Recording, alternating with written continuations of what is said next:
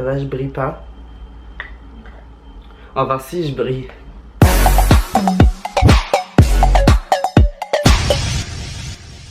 Hey, Spark Dice de retour pour vous jouer de mauvais tour. Vos crânes de crabe. J'espère que ça va chez toi. En tout cas, moi ça va super bien. Et on se retrouve aujourd'hui pour une nouvelle vidéo très chill, très posée. J'en avais marre de me poser, de mettre mon éclairage d'ici, de ça, d'ici, de ça. Je me suis rendu compte que en soi, Dieu il avait grave fait son taf. La lumière du jour, du soleil, elle marche super bien et elle rend très très bien avec mon nouveau make-up. Je sais pas, j'ai voulu tenter un truc. J'espère que les gens dans la rue, quand tout à l'heure je vais sortir, ils vont pas penser que je me suis fait frapper. Mais au moins ça brille. J'aime trop le mood, c'est très genre Spotlight. Bref, aujourd'hui on se retrouve pour une nouvelle vidéo. Et j'en parlais en fait avec mes amis la dernière fois. Et c'est vrai que des histoires d'amour, j'en ai pas eu tant que ça. Je vous évoque très furtivement à travers mes vidéos, par-ci par-là. C'est pas des histoires d'amour, mais le peu que j'ai vécu, je me suis dit ce serait bien que je développe. C'est ce qui vous intéresse souvent, l'amour. Quand vous suivez une personnalité, un influenceur, un ci, un ça, ou même vos potes, c'est le truc qui intéresse le plus les gens généralement. Donc je me suis dit que ça allait être sympa de pouvoir vous raconter c'était quoi les seules histoires d'amour que j'ai vécues. Pourquoi la vidéo s'appelle mon dégoût pour la jante masculine? Tout simplement parce que à chaque fois ça a été des échecs. Ça ne venait pas que de eux, mais ça venait aussi de moi. Mais je me suis rendu compte que l'amour c'était pas pour moi. Et moi j'étais là surtout pour la célébrité, l'argent, le travail, ma famille, mes amis. Bref, sur ce, je vous laisse avec la suite de la vidéo. Par où commencer? Je vais citer dans cette vidéo 3 histoires qui me sont arrivées. Alors la première, ça m'est arrivé vers le lycée, première terminale. La deuxième, c'était en 2018. La dernière aussi en 2018. Et après ça, bref, rien. Il faut savoir que ce ne sont pas des histoires d'amour à proprement parler. Je n'ai jamais été en couple. Voilà, une révélation. Mais en soi, quelle star est souvent en couple? Personne. Je suis une star. J'ai pas besoin de quelqu'un à mes côtés. Voilà, c'est ça la vérité. Donc, pour vous résumer, la première histoire, c'est mon crush hétéro qui s'est foutu de ma gueule. La première, elle raconte les hétéros qui se foutent de la gueule de leurs amis gays, bi, etc., etc. La deuxième histoire, c'est moi qui me suis fait prendre à mon propre piège et qui suis tombé amoureux de mon ami. Et la troisième histoire, c'est moi qui me suis rendu compte, et c'est une histoire qui se répète tout le temps, même encore aujourd'hui, et je vous l'ai déjà expliqué. Moi qui aime quelqu'un et que quand cette personne m'aime en retour, je me rends compte que non. Alors commençons. Vers mes premiers crushs, donc quand j'étais encore au lycée et tout, j'ai rencontré des gens, etc. sur internet et tout. Et pareil, là c'était sur internet, il y a eu ce garçon que on va appeler Alexandre. Ah c'est nul. Désolé s'il y a des Alexandres qui me suivent, mais bon. Non, Cameron. Voilà, donc Monsieur Cameron était là, présent dans ma vie, etc., etc. Et en gros, il s'avère que je me suis rapproché de cette personne parce que déjà je le trouvais beau. Voilà. Et en même temps, quand t'es, surtout à un moment du lycée, tu te cherches, t'as envie de te découvrir, de savoir qui tu es, qui es-tu, qui est qui. Et donc du coup, t'associer aussi à une personne que tu trouves beau, beau ou belle, qui t'attire, et en même temps tu te dis putain j'aime bien son style vestimentaire, j'aime bien tout, genre le tout. De toute façon quand tu tombes amoureux d'une personne, t'aimes le tout.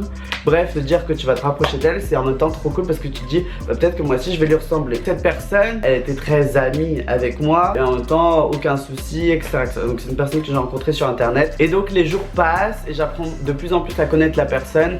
Et c'est vraiment, il s'avère que c'est un crush. C'est-à-dire que déjà physiquement Cameron il était super beau, mais en plus de ça, intérieurement c'était une vraie personne. C'est une vraie personne. Vraiment genre, c'était waouh, serviable, attentionné, à l'écoute, il conseille, etc., etc. Vraiment genre tout ce que tu recherches c'est une personne genre qui t'apporte du bien. Genre c'est trop cool, j'étais hyper attaché, etc., etc. Puis les jours passèrent et en gros, alors là je vais expliquer ça pour cette personne, mais c'est ce qui se répète pour plein de gens. C'est que les hétéros, ils disent qu'ils sont hétéros, etc., c'est clair et tout. Mais en même temps, ils arrivent des fois à capter, toi t'es sur eux, ou soit bref, t'es leur ami gay, donc voilà, etc., etc. Donc c'est trop bien d'avoir des amis hétéros, des garçons hétéros qui sont là pour être potes avec nous et tout, parce que ça fait super plaisir. Bah ça montre que voilà, il n'y a pas de case. J'ai toujours aimé cette relation un peu grand frère, etc., etc. Ça se passe très bien avec plein d'amis hétéros que j'ai, parce que j'en ai plein, mine de rien. Mais sauf que certains hétéros profitent et savent même qu'ils te font de l'effet, et du coup ils vont jouer un peu avec toi, et c'est un peu ce qui s'est passé. C'est ça qui a déclenché encore plus mon attirance vers cette personne. C'est comme si par exemple vous les hétéros, qu'il y a plein de gars, ils sont là, l'amitié fille-garçon ça n'existe pas. Certes, vous pensez ce que vous voulez, mais pour moi ça existe. Par exemple, c'est comme si une meuf qui vous attirait à la base vous dit clairement non on est potes, mais qu'après elle joue avec vous, ça va vous rendre fou. Bah là c'est la même chose. Je me suis jamais fait des films au final avec cette personne. Je me suis fait des films dans ma tête, etc., etc. Jamais j'ai été gênant envers lui ou jamais je lui ai fait comprendre clairement que je voulais goûter à ses lèvres. Et donc cette personne a joué. Cette personne a joué avec mes sentiments, me faisait des remarques, qui me faisaient plaisir. Et des fois je rentrais chez moi, j'étais en mode... C'est comme si Blanche-Neige, son prince charmant était là, il lui chantait, tout ça, on se revoit, je reviens et tout. Après il revient pas, Blanche-Neige elle est triste. Donc moi j'ai pété un câble. Donc j'étais très genre, voilà, me faire des faux espoirs, etc., etc. La première morale de l'histoire c'est vraiment genre, les hétéros, ma phobie. Faut jamais s'en approcher. C'est vrai que des fois genre on est très en mode waouh, c'est attirant, etc. Le danger, le mystère, peine perdue. Premier cas, ne jamais s'approcher des hétéros. En plus nous les influenceurs, généralement, je dis pas qu'on pète le score non plus.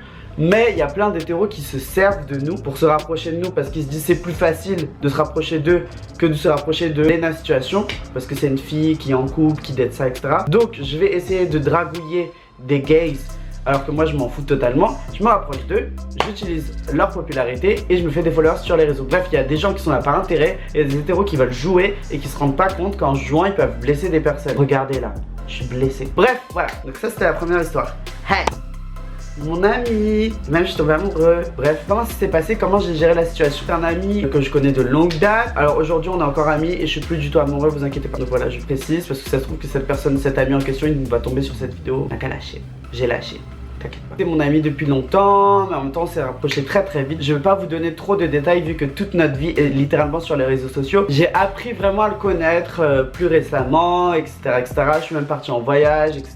Ça a été le déclencheur, c'est-à-dire que cette personne-là, c'est une personne si pure, si waouh que je l'adore. Et maintenant aujourd'hui c'est comme un frère, mais vraiment, genre vraiment. Et j'espère que si tu regardes la vidéo tu me crois. Vraiment il n'y a plus aucun sentiment d'amour et maintenant je te considère vraiment comme un frère. 6 cœurs sur la main, etc., etc. En même temps il est trop beau. Donc voilà, donc c'est un ami. Ça arrive des fois de se dire est-ce que je dépasserai pas la frontière pour aller du pays de l'amitié au pays de l'amour. Ma vie de pays de l'amour, j'aimerais trop avoir un visa un jour et pouvoir y accéder. Bref, comment j'ai géré ça? Le truc c'est que moi je suis scorpion et j'ai appris, de toute façon j'ai grandi avec ça maintenant, c'est bon maintenant je fais plus trop ça. Mais en m'attachant à cette personne, je commençais à être très méchant, à lui faire des remarques un peu méchantes, à lui envoyer des pics pour le taquiner parce que moi j'attendais un retour, parce que dans ma tête j'étais matrixé, je pensais qu'il y avait un jeu de séduction alors que pas du tout bien sûr. Je savais très pertinemment que cette personne était hétéro, cette personne est hétéro, mais juste voilà, je m'imaginais peut-être quelque chose, mais en même temps il y avait cette relation de frère, donc vraiment c'était flou, genre vraiment il y avait le côté genre je l'adore, c'est mon ami, c'est mon frère, et en même temps le côté très flou. Et c'est pour ça que genre j'étais un peu perdu dans ma tête, je pensais qu'il y avait un jeu de séduction, je m'inventais quelque chose je pense dans ma tête. Et c'est comme ça que voilà, ça a un peu niqué la chose parce que du coup, moi cette personne je l'ai blessée. Il s'avère qu'un été, on était ensemble et tout.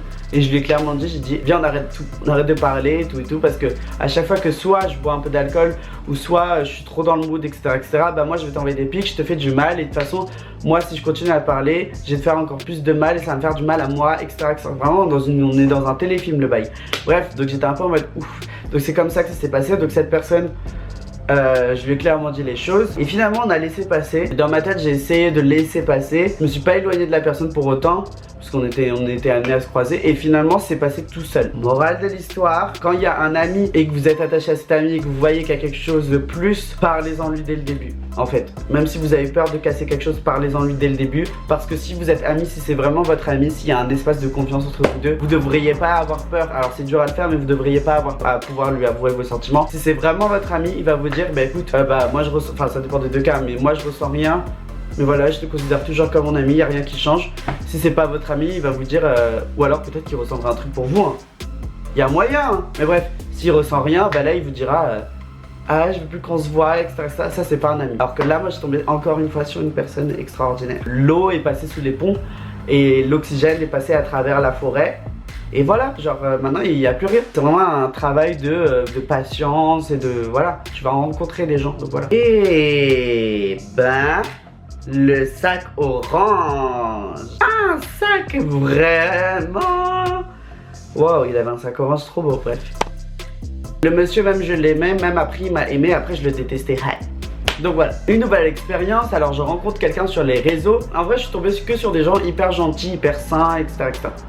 Cette personne, je discute tout l'été avec lui 2018, etc., etc. Et on se voit. Le truc, c'est que j'étais grave attachée à lui en FaceTime et tout. Pas genre je l'ai vu et en fait il ressemblait pas du tout à ce que je voyais sur les réseaux. Non. Donc on se voit et tout. Je me rends compte au fil de notre date que c'est pas mon délire. C'est pas mon délire et j'ai pas envie. Et ça m'intéresse pas. Et même si physiquement le garçon est très joli, etc. etc.